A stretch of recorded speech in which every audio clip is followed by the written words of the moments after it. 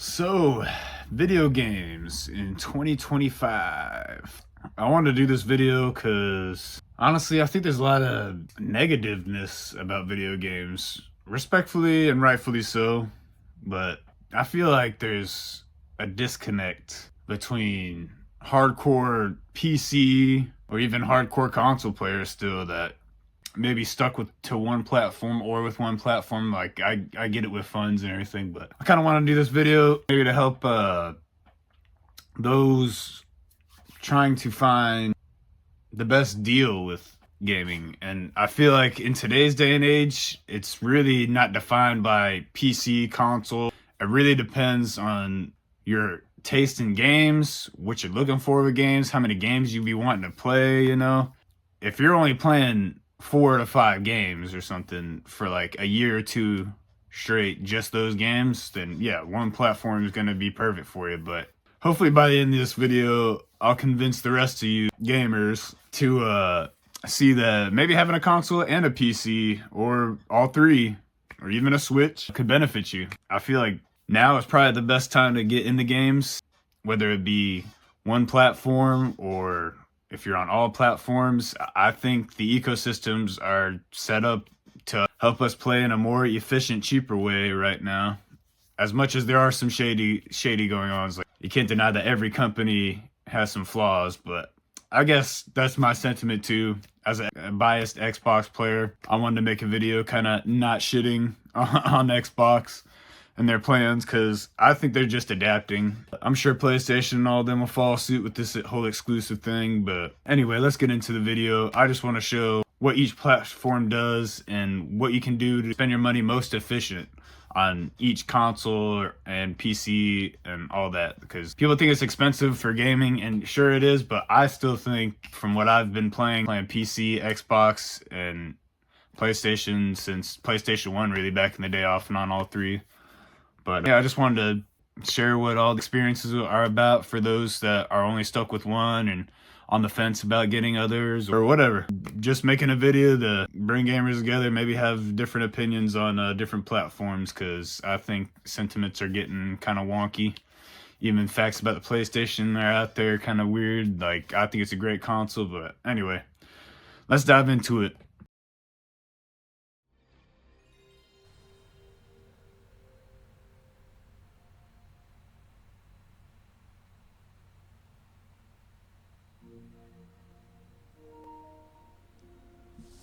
First up, we had the PlayStation 5. Now, I'm not gonna lie, I'm more of an Xbox guy, but I gotta admit this system is pretty awesome. And I mean, I've been a PlayStation head ever since PS1 back in the day when I was a kid. I mean, it was my very first console. Yeah, this new update they have where you can switch to PS1, 2, 3, and 4, and 5. Like backgrounds is pretty dope actually. Definitely pulled on the nostalgia strings with that. I do hope that they keep this update around though, that's my only thing. They keep saying it's like a limited thing, but nostalgia junkies like me, I don't know. I hope it stays. No. uh, Another dope thing about PlayStation, they do have like a kind of like their own Game Pass. It's called PlayStation Plus. Well, I think yeah, just Plus now. There's just different versions or something like that. And yeah, you can sign up for different tiers. Different tiers get you different games. If you like don't really have a vast library and just want to check out some games, these kind of things are great. Like rental services. And they're starting to bring VR content to it. And if you purchase the highest tier, you can get classic games like Ape Escape and Legacy of Kain, Bulletstorm, all that good stuff. Pretty sweet.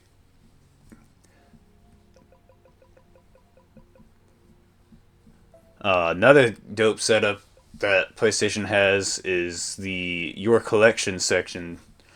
So with this, you can actually group up and organize games. So people like me with OCD, you know, I gotta classify my games as PS1, PS2. Like, I don't know, I like having, especially with my vast collection, the ability to group games up and kind of remember what you have, basically.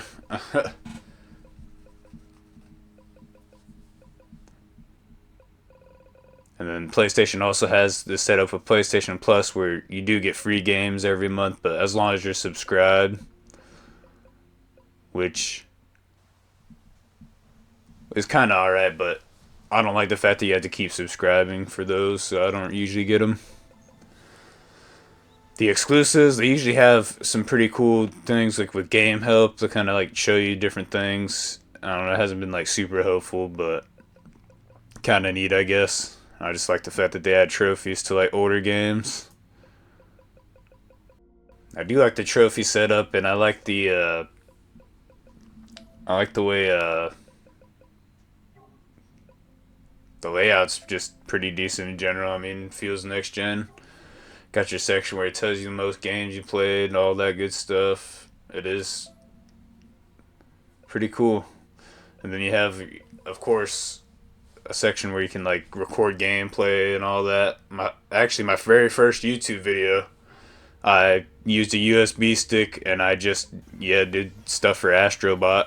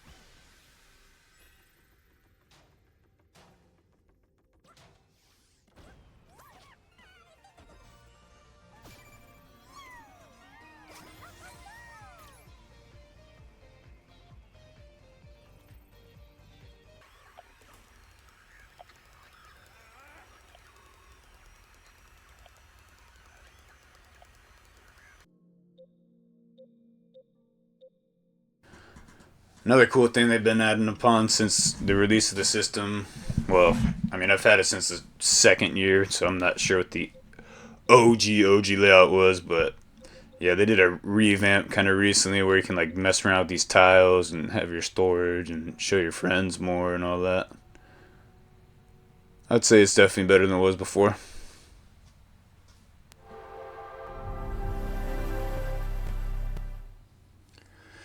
Good old Xbox, the most controversial of the bunch. But I think that they're doing pretty great compared to all three. I don't know. I think personally, gaming on Xbox, I've gamed on the most games for the most cheapest. I mean, with Game Pass, and I just like the UI setup the best. It's pretty much similar to how the PS5 is. You know, you got your game bar with everything that you loaded up recently. It's all pretty convenient. And then Xbox has this home menu. It's a little advertisement heavy, but it does have things like you can group certain games. You can put two of your groups because you can like make these game groups in sections to organize things. Which again, people like me with OCD, that is very awesome. Another great deal, of course, is Game Pass. I mean, you got a whole section you can go to over here. It tells you about all the recent stuff. It has a system with these perks, so you get like free stuff for games. Sometimes you get badass subscriptions. Honestly, on that front, they have been slacking. But another dope thing about the Series X, and I believe the Series S has this too, is the dynamic background setup. So they have these cool, like different game themes and different artists that kind of send them things too. And yeah, they're just cool different backgrounds you could choose between, and you can even upload stuff from your phone to your console actually, like as a pictures or JPEGs or whatever. Like customizing the background is definitely pretty cool with the Xbox. I feel like that was one thing that flipped from the PS4 to PS5 or Xbox One to Series X. Like they had no backgrounds before in the Xbox, and now they pop, and now PlayStation's just now catching up with that recent update. But yeah, another thing about Xbox is I just love the UI. I love the social system, the achievement system. To me, it's like a I don't know arcadey feeling like you're getting a high score kind of deal, kind of like arcade cabinets back in the day. But now you can just keep track of like all your games in one kind of deal type deal. I don't know. Just a maybe personal OCD thing, and I don't know. I just like having the challenge of gaming. I was always a kid growing up. I made like lists, like challenge lists for games, and I would like go for them and stuff. So once they brought the achievements back on the 360 era, it's always been on. So another dope thing, if you do have Game Pass and sign up for it, especially with Ultimate, you get awesome ways to get reward points back and get things like you can get Game Pass, you can get uh, Ultimate Game Pass. You can get games. You can get money for games. You can get uh, everything with rewards. Honestly, I mean, the more digital stuff you buy and more you subscribe in general, you get points just doing stuff like playing games and subscribing every month. I mean, it pretty much can pay itself in the end. And then last but not least, the best feature probably with the Xbox is definitely backwards compatible. Like this enslaved game, you can just take your old 360 disc and just plop it right in, and bada boom, good to go. No hassle, no worry about only having the digital version. That's my only sentiment about PC is not a lot of disc anymore. But you can still get stuff digital here too. Like some games were only digital, of course, in the 360 era. But yeah, more options is always better, to be honest. It's my only gripe on PlayStation right now. They've been doing a lot better on backwards compatible, but we need to be able to use our discs. How can you do this? This is outrageous. Last but not least, of course, Xbox has a recording system. I may or may not have been working on a good old montage video with these Call of Duty clips, but but yeah, it's pretty much the same deal. You can just record and clip anything you want and put it on USB, and if you got a computer, just hook it right up and make you some videos and whatnot.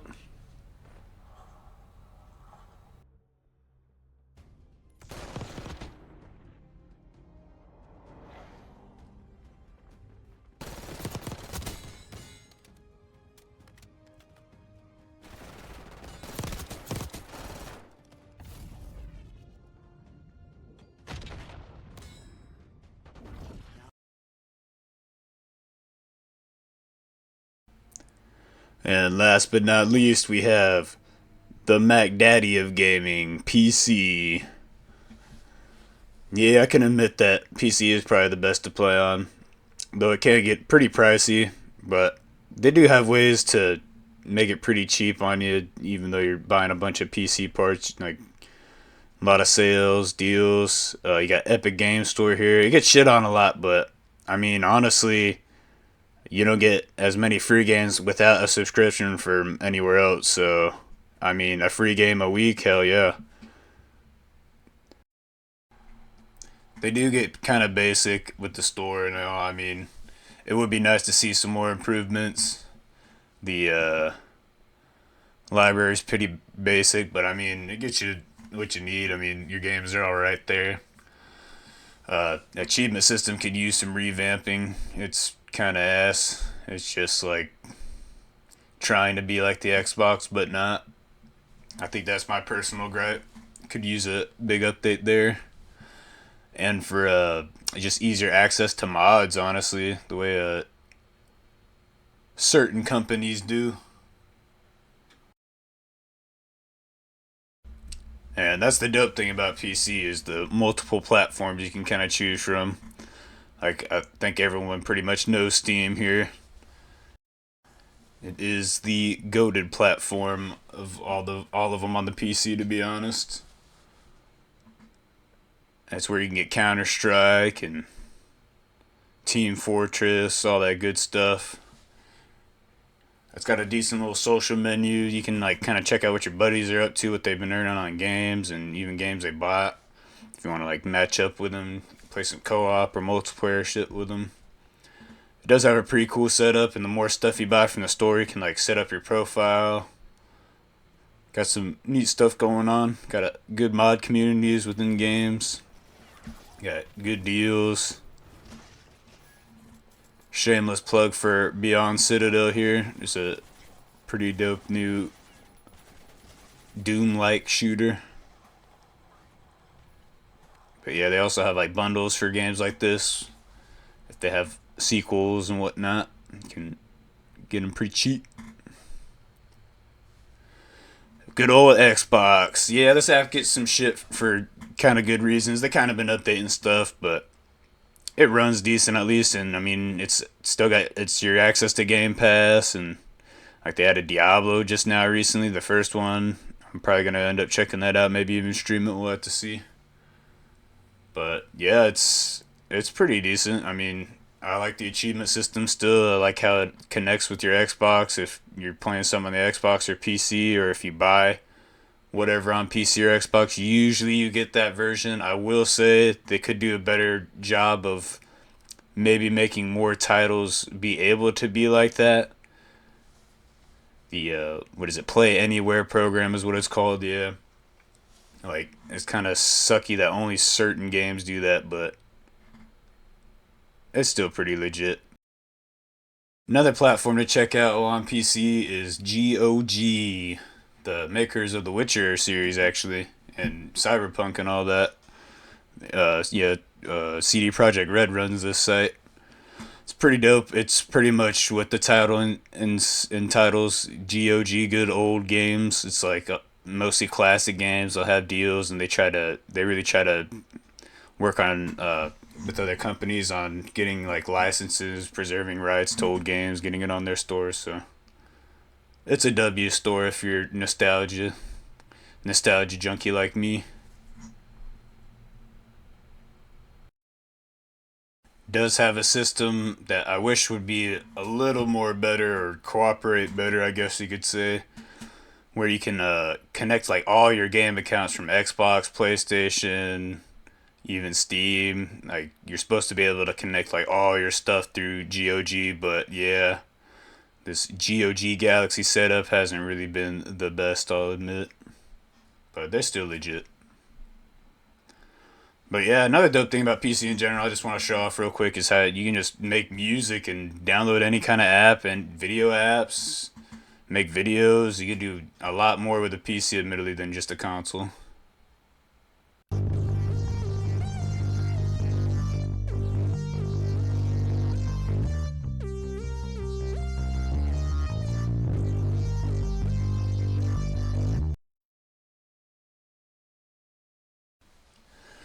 Another thing I wanted to show off and talk about too with PC is the fact that you do got to keep up with your game drivers and whatnot. I'm not too sure about how AMD system works, but with Nvidia, which I mean, I kind of recommend that over anything AMD. I'll be honest, but anyways. Oh yeah, if you have certain games, I think you can actually play them through like a cloud system with there. I don't really know too much about this app, but it's alright. And then you have Prime Gaming. If you're actually signed up with Prime, I will say they give you hella good deals on games now. Like pretty much every I think month you get like a catalog worth of games. So, and if you hit those Amazon deals, like I usually only pay for it if it's like $7 a month instead of the usual like 10 or so or something. But yeah, you can always find nice deals on this. It's pretty cool for some cheap games on PC. Another good deal is Amazon, eBay. All these sites have great deals. Yeah, 2K Drive the other day just left Game Pass, and I ended up finding honestly a better deal on Amazon than the leaving Game Pass deal. Like sometimes discs are actually cheaper. It's another thing I wanted to point out with this video. Like physical media is still around. It's still kind of kicking ass. People just don't talk about it as much because yeah, digital sales are a little more prevalent, but you can find all kind of deals through eBay, Amazon for subscriptions, games. It is a awesome world of deals if you're willing to look into them. So yeah, to make a long video short, I think it's good to have at least one console and a PC. I personally go with all of them because another thing to bring up is storage space. The more consoles and a PC you have, I mean, the more storage you're going to be paying half of that, half of what you're paying for a console on storage, honestly, for a PC most times. So, I don't know, might as well chill out the 400 or 500 over the 250 that you're gonna probably double up anyway, like because it's like 250 for a terabyte now with SSDs. But with everything, also, thank God for the internet. It's awesome to find deals, like I said, through eBay, Amazon. Honestly, for PC and consoles, of course, like I said, physical media. Let's keep it alive, y'all. But anyway, that's it for me. I hope you guys have an awesome day. Hope y'all enjoyed the video, and I will see y'all in the next one. I'll see y'all later.